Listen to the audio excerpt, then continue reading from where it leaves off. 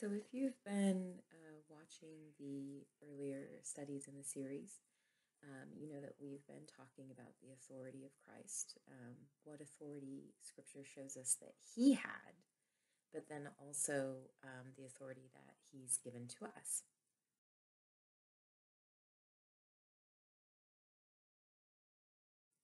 So, in terms of spiritual warfare, in terms of finding um, surety and strength in this world, and how to use the authority that God has given us, the next step really is to understand where the battlefield is, first of all, and then also show the tools that Christ has given us. There's not going to be, in terms of subject matter in this series, anything that in concept I don't think is new to you. There are scriptures that are very, very familiar to most Christians, especially anybody who's spent any kind of time in the church under a solid Bible teacher. But what I found personally, having been in the church my entire life, having attended Bible college, having I am the literal prodigal son who did not appreciate what she was given and how God was protecting her, and I ran off and did my own thing for a long time. When I came back to God and back to the church, I think my greatest grief in that, or my greatest worry in that, was still the sense of weakness, helplessness in this world. There seems to be such a great darkness and such a great this world has given itself over. It has been given over to Satan. And that when you understand that, it can feel overwhelming and it can feel frightening and it can cause people to despair. It can make them anxious. We have whatever our reactions are to that truth. One thing that I was never fully aware of and confident about was that not only does God have all the answers to life in the Word, and by that I mean, the practical guidance and advice that we need to function. Because I thought if people aren't listening to God, then to use God's way to function in the world is pointless because nobody's listening to that, nobody's seeing it. That was a deception that I believed for a really long time. When I got beyond that, when I saw the truth of God's word, when I saw how He blesses and provides for people who listen to Him and follow Him, then my concern, or my not despair, but certainly my worry, focused around where people have given control or power to the enemy in their lives, knowing that Satan can use people.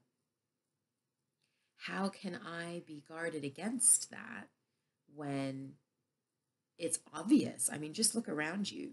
You see Satan at work. You see his hand at work. And I thought I was vulnerable to that. So I did address this some in the previous teaching. I am still wrestling with how deep and how far my conviction says our power goes. What I can tell you is that every time I take a step and use the authority I've been given, use the tools that God has equipped us with, I have not seen them fail. So that leads me to believe that they won't. Which again, as I said in my last message, that's a huge claim. But it's one I believe, even though I still struggle with the idea of it, if that makes sense. So what I want to talk to you about first is a concept you'll be very familiar with, I'm sure, but I want to talk about it on a practical level. So we've all, I'm sure, been pointed at in terms of spiritual warfare. We've all been pointed at Ephesians 6. And I've already spoken to the question, if we're not fighting flesh and blood, what are we fighting? So let's look at that really closely. Ephesians 6, I'm going to be reading from the New Living Translation because I find teaching from that helps people to connect more easily with what God intends people to hear, just because the language is more modern. But I would encourage you to read these verses in other translations, the ESV, the New King James, or the New American Standard. Those are, generally recognized as being more accurate to the original languages. And they will give you, if you read modern translations alongside the older English translations, you will get a fuller understanding of what any verse, any passage means. But I'm going to be reading from the New Living. This is Ephesians 6, 10 to 12. A final word, be strong in the Lord and in his mighty power. Put on all of God's armor so that you will be able to stand firm against all the strategies of the devil. For we are not fighting against flesh and blood enemies, but against evil rulers and authorities of the unseen world, against mighty powers in the dark world, and against evil spirits in the heavenly places. So this was a passage that, for me, had certainly been taught plenty of times in my life. The armor of God had been, because that's what this passage is leading into, it was a theme that generally cropped up, every year or so in most of the churches that I went to. I understood the concept.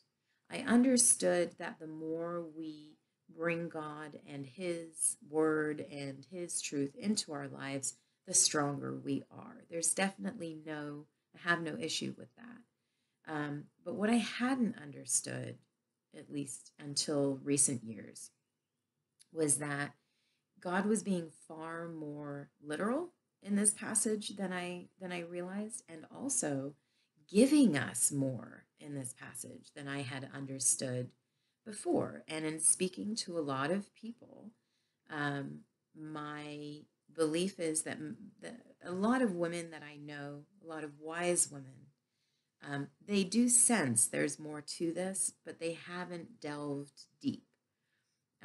So there's a lack of, not a lack of confidence in the armor, but a lack of confidence in how to use it on a practical level.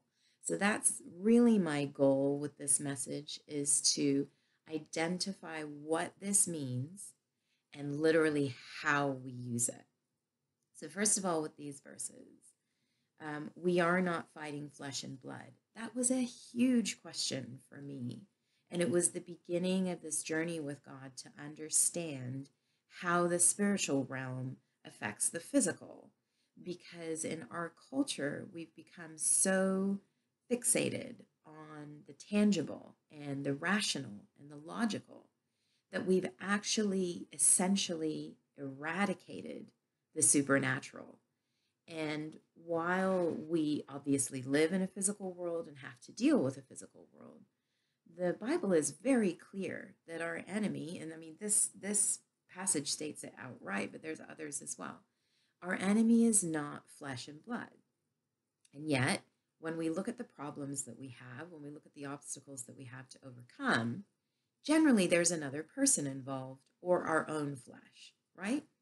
So how is that true? Like, how is that on a practical level true that we don't fight flesh and blood?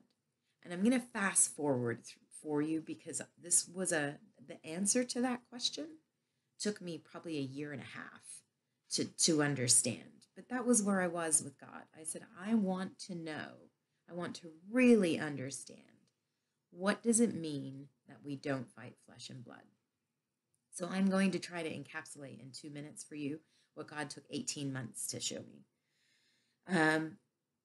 First of all, if we don't fight flesh and blood, that means that every conflict, every difficulty, every obstacle that we have in this life can and should be addressed spiritually first. That the foundation of the problem is spiritual. So the way that, or I guess the metaphor, the analogy that God gave me for this is the common cold. We have, or we can have germs. Let's say it's a sinus infection, right? So your body is dealing with a germ. If all you do when those symptoms come up, the problems that you don't see the germ. What you see is the effects of the germ, right? So when those symptoms come up, if I pile on medications that dry up my sinuses, stop my body aches, make me feel better, help me think more clearly, generally just deal with the symptoms. As long as I'm taking that medication, I will feel better. But as soon as that medication wears off, I'm sick again because I haven't dealt with the germ. I've only dealt with the symptoms.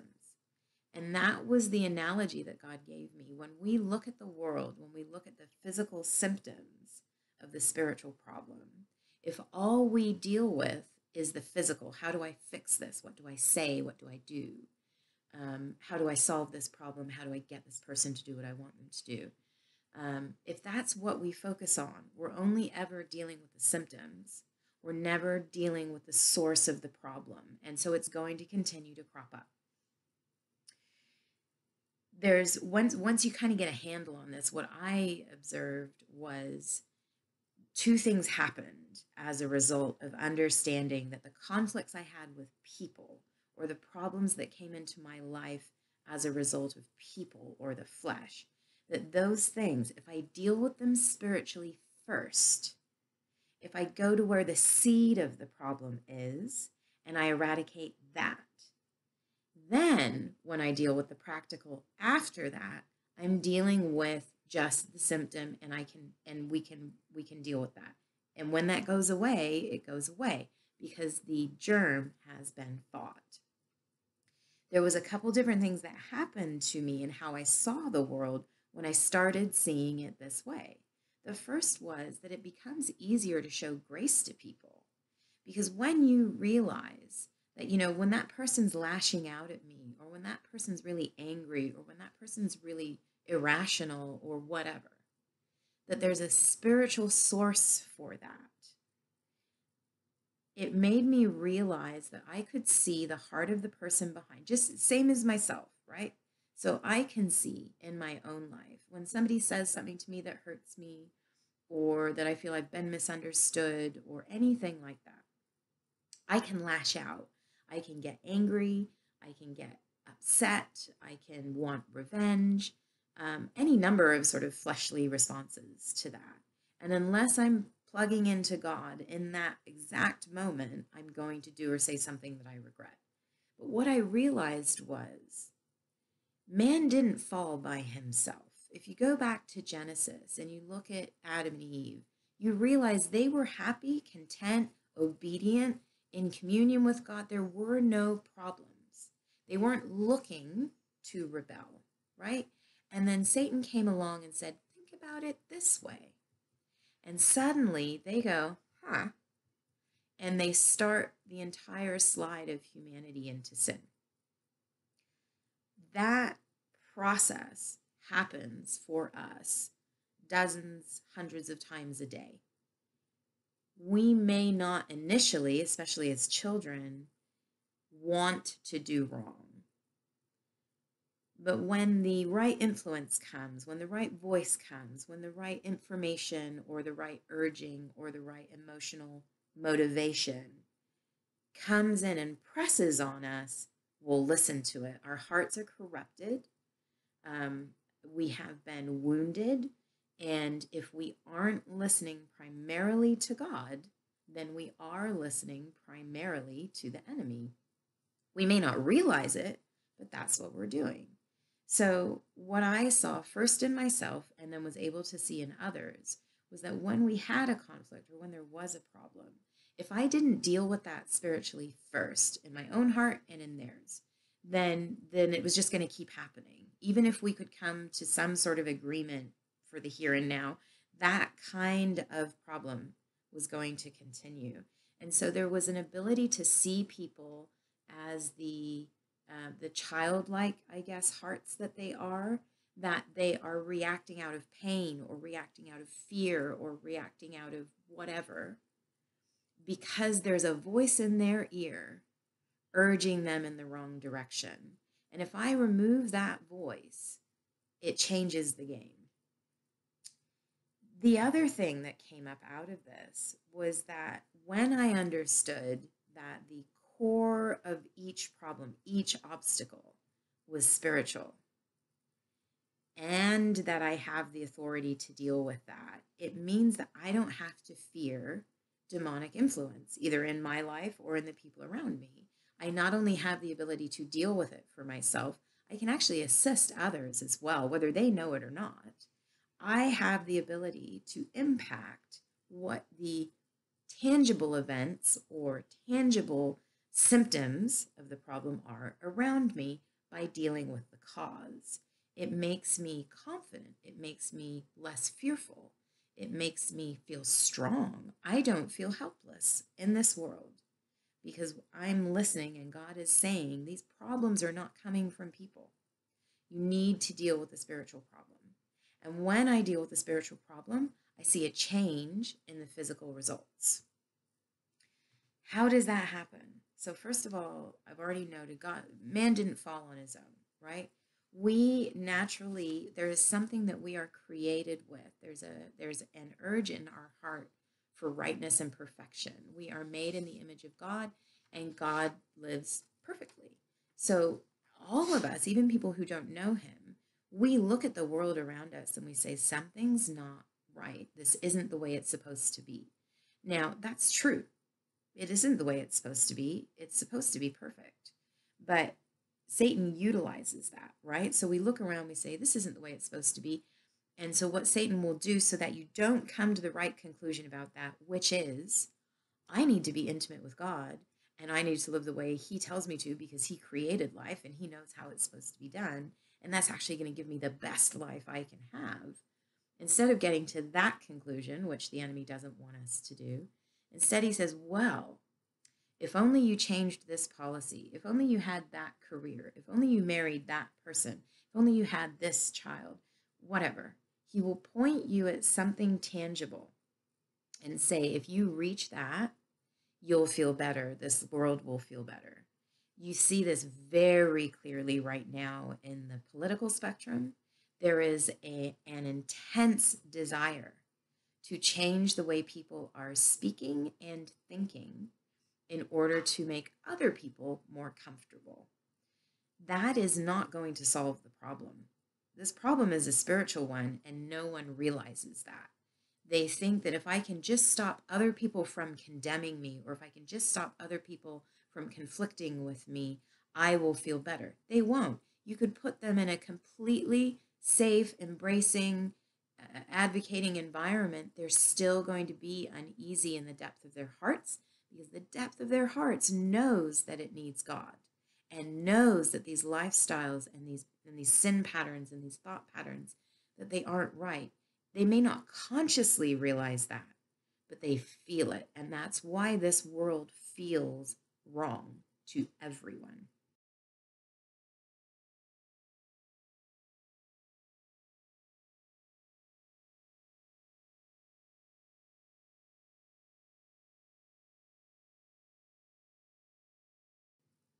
So deep within us, all of us know that this world is wrong. We all know that this life is not the way it should be. But in most cases, the enemy is distracting people from the truth about how to solve that problem. And in my opinion, he's often distracting the church from the truth also. So I just want to read you another scripture. This is 1 John 4:4-6. You are of God, little children, and have overcome false spirits, because greater is he who is in you than he who is in the world. These people belong to this world, so they speak from the world's viewpoint, and the world listens to them.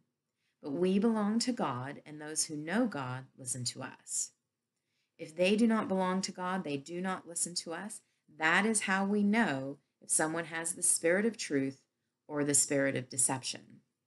So whether this person is in the church or not, stop identifying the side a person is on by who they align with in terms of, whether or not they attend church, whether or not they call themselves Christians. Look at who they're listening to. Look at what they believe. Not just what they say, what they believe. We know that people's actions will line up with what they believe. So we aren't fighting people. We're fighting false spirits, demonic influences, liars. Satan's power in this world is accusation and lies. Those are the two things. He brings condemnation and he brings deception. If we want to see real change in our lives and then later in the lives of others around us, we have to intervene spiritually. That is what the Bible tells us is the core of the problem. So how does that look? How do we intervene spiritually? I want to tell you that all of the things that I'm going to show you in the next 2 or 3 messages, it's very, very important that you work on it in your own life first. Do not make this about other people. Do not make it about solving other people's problems because there's deception there. First of all, you need to see it in your own life to know that it's true, because you need to see how you change and how your life changes when you use the tools God's given you. But also, until you understand that and until you understand how the enemy will continue to attack and how to deal with that, you won't be equipped to deal with other people's lives or the protection of other people. So please hear me on this. When you begin to step into this, step into it with self-analysis. Step into it with a heart that's humble and says, I know I struggle. Lord, help me see the seed of my problems first.